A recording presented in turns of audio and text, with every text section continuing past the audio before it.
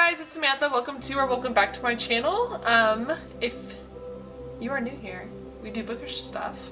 And today we're going to be doing the July wrap-up. I read about 8 books this month. We're going to go over my physical books first, and then my Kindle Unlimited books that I read. No rhyme or reason to this list. Simply, I'm just going to talk to you about them. If you hear any noises, it's my children. My husband is watching them right now, but if you are a mom or a part of a family, you know how sometimes how that goes. Today has been a day, so I'm just going to be like, have a cathartic video filming of my wrap up and talk to you about all the books that I read this month, which should hopefully help. Anyways, long intro. Anyways, we're going to start with Ship of Destiny by Robin Hobbs. So this is definitely a 5 out of 5 star book for me. If you are new here, you don't know, but this book is one of my favorite series, maybe of all time. This is the Life Ship Trader series. Basically, this follows a group of families. They are goods traders, and their ships, which come alive after 3 generations of that family have passed on their decks. It's very interesting. Robin Hobb does an amazing job of creating characters that you want to punch and characters that you want to hug, and really that's just what does it for me. I am a character person, so this book just really did it for me. There's a character, he's a pirate, Kenneth, and I swear it's so interesting because you do get different POVs, and so you get his perspective on why he does the things he does. So like, you want to hate him, but like deep down I understood. Like morally gray for 100%. Like if you like morally gray characters, pick it up because it's very interesting. Nautical adventure, fantasy, it doesn't get better than that for me. Like, it ticks off all the boxes, so definitely highly recommend the Life Ship Trader series. I'm excited to read more from Robin Hobb. She has like 3 other trilogies that all are kind of like centered in this world and have the same atmosphere, and I'm excited. I'm so excited to try them out. So yes, highly recommend if you are into fantasies. After finishing that chunker, I moved on to another tome, which was a buddy read this month. This is Karenina by Toltzoy. So this was on my 30 before 30 video as well.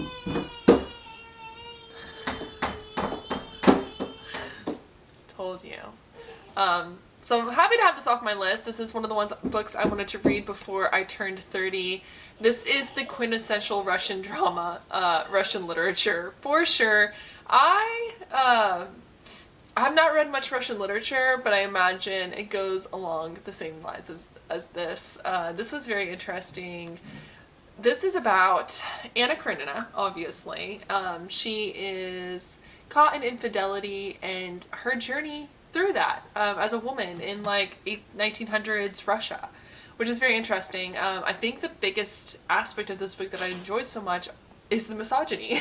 So it definitely gives you like the different perspectives of a man cheating versus a woman cheating. A lot of the time there was like 0 likable characters in this book. I think by the end I kind of felt for some characters, but they were all very unlikable, and they all kind of put themselves in the situations that they were in, so you don't have really much sympathy for them, but it was very intriguing. When it comes to like classics sometimes, especially like chunky ones like these, I kind of judge how I feel about them based on like how much information I could have taken out of this book. And even though this is like a 700-page book, I don't think you could make this any shorter than it was. It was very intriguing. It did keep me entertained. You can see all the tabs that I put in here. And yeah, it was, I would, as far as classics go, if you like reading classics, I think this would be a good one for you. If you don't like reading classics, I think there are other books that you could probably start with besides this one. But yeah, this was a good one. This was like a 3-4 star for me. Enjoyed the buddy read a lot. Also has a lot to say about Russia and their politics in general. So after reading those 2, I picked up Breathless by Amy Mcculloch. This book is a thriller. I picked this out because it was a thriller based off of a mountaineering. I like nonfiction books about mountaineering. I've never gone mountaineering. I've rock climbed before, but I've never actually climbed a mountain. I take that back. I've hiked up a mountain. I have never climbed a mountain. But basically those are my favorite nonfiction books, and I was like, let's mix that with a thriller. Maybe I'll enjoy this thriller. If you don't know, thrillers aren't really my favorite genre. But this book didn't do it for me either. This was like a 2.5, 3-star.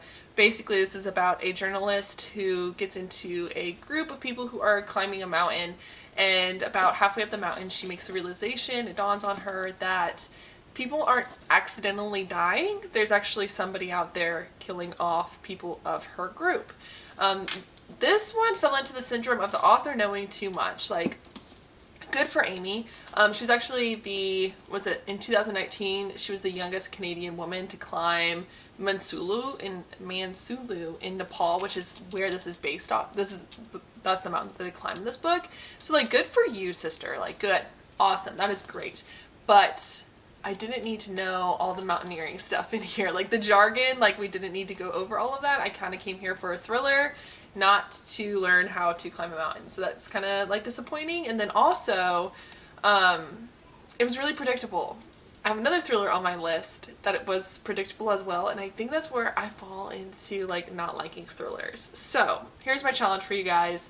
I need you guys to comment a book, a thriller, down below that you think that I would not be able to guess the ending to, because I got about halfway through this and I knew exactly how it was going to end, and it was just disappointing. That makes it like so disappointing for me, because that's not why I want to read a thriller. I want to read a thriller to be surprised.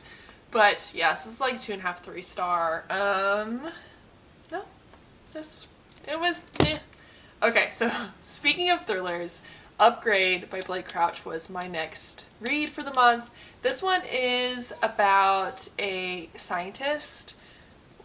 Okay, so this is about a world where you can alter DNA. You can make designer DNA. And by that I mean like you can change how strong you are, how fast you are. You can change like, you can, not change, but you can cure things like cancer, schizophrenia, the disease that makes you lose your memory, I forget, dementia, and you can also alter like animals and plants using the DNA strains.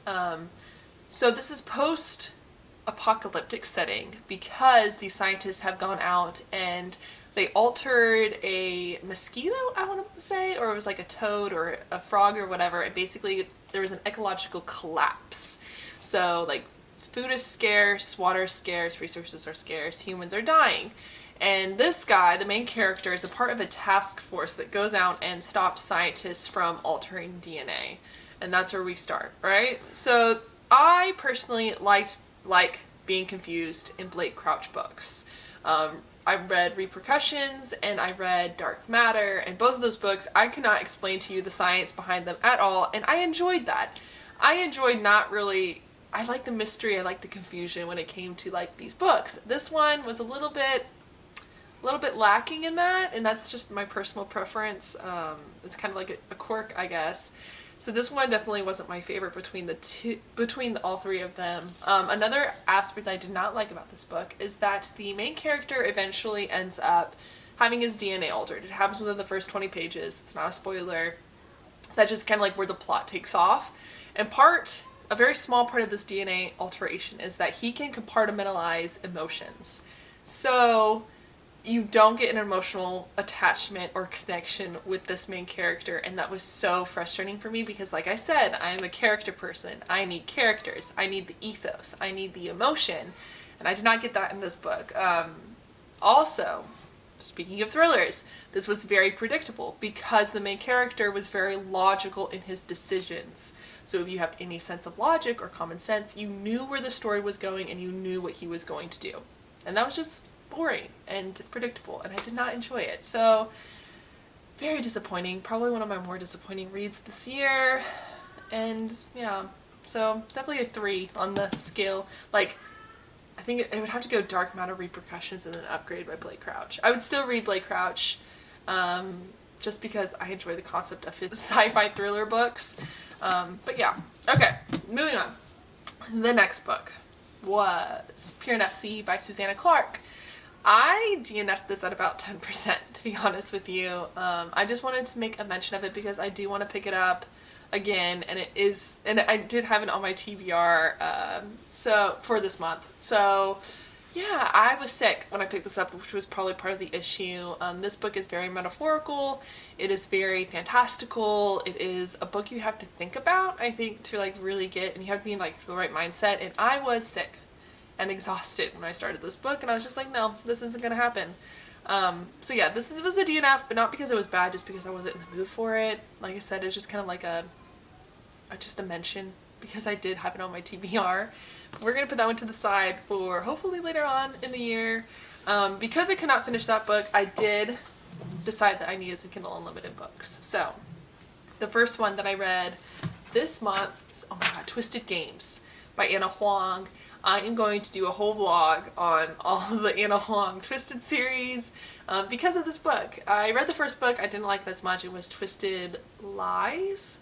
I didn't like it, but I was convinced to go ahead and read the second book, and this book is it. This book is it. The spice was amazing. The plot was really good. I would explain the synopsis as a fan fiction of Princess Diaries, but not Princess Mia, Queen Clarice and her bodyguard Joe, because this is a bodyguard romance, and it was amazing, and it was hot. And I love the sexual tension. Like for me, I have to have, it doesn't necessarily have to be a slow burn, but there has to be some sexual tension. And good lord, was there some sexual tension in this book. And not only mentioning that, but Reese was amazing. And I like Bridget as well. She's a female, she's the main character, so is Reese. But Reese was like scarred PTSD soldier, gloomy, grumpy, but Bridget can make him laugh, and like, but he would do anything for Bridget, and like he knows Bridget better than anybody else, and that to me is just, it's just perfect. It's amazing. Highly recommend Twisted Games.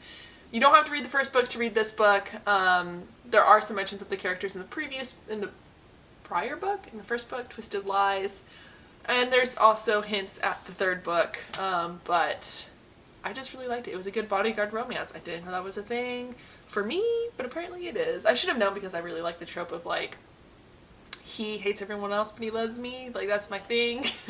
Don't know what that says about me psychiatrically, but you know, that's where we're at, okay?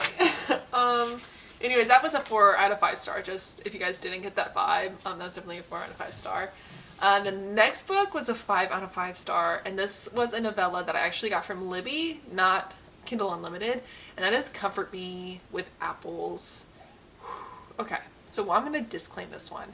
I love Garden of Eden retellings. I love Adam and Eve. I love Adam, Eve, and Lilith. I literally named, she's over here, she's the black blob, my cat Lilith. I love that. I love it. East of Eden was one of my favorite books ever. I like the Book of Longings by Sumont Kid. That was a great one.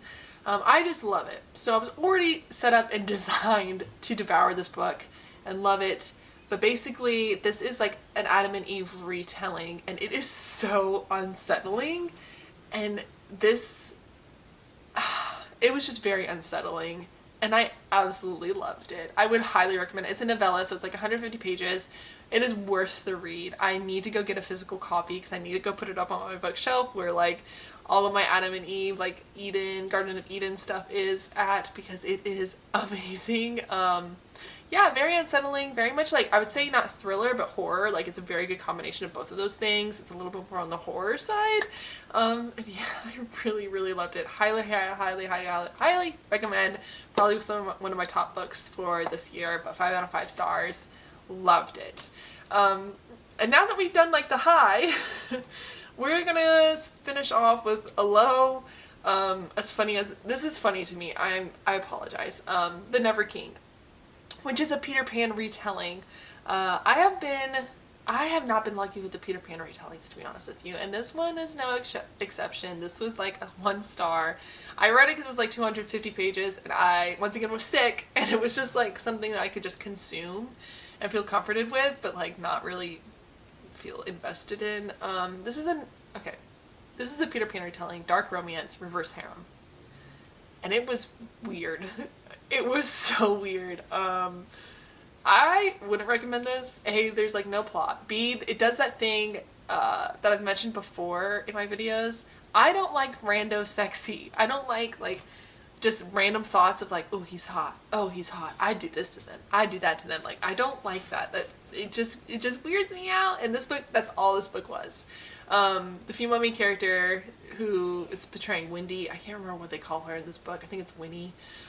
Literally from page 1 is like, I like sex. And I was like, oh, we're gonna go there. She's like, I'm a hoe. And I was like, okay, good for you. Okay, can we? No, we don't move on from that at all. It was just very weird. There was no plot. It all felt very weird. Like, it was just weird. It just felt very thrown together. I don't think it was a very good retelling. Interesting concept, not a good retelling. If there are any good Peter Pan retellings that you have read, comment those down below too. They don't have to be dark romance. That just seems to be a trend that I got myself into, like a hole that I got myself into on Kindle Unlimited. But like, go ahead and comment down below any sort of Peter Pan retellings that you guys actually enjoy. That being said, that was it for the month. I had a very interesting month. It was a very long summer month. Excited to kind of start some fall activities. It's still really hot here. It's still like 100 degrees in Georgia, but I really want like chili and sweaters and pumpkins and cozy books and candles. And I can't be the only one out there. I know I'm not the only one out there. I'm happy that July is done. We can move into August and get a little bit more of the fall vibes in some books. And yeah, I'm a fall creature. I like books, I like hot beverages, like I'm a fall creature. So it makes sense. But anyways, thanks for coming along with me. And yeah, I will see you guys. We'll see you next month to talk about all the other books. Look forward to a Twisted vlog this month and some other stuff. So I will see you in the next video. Thank you for hanging out, and make sure you subscribe and comment down below, like the video, and I will see you guys next time.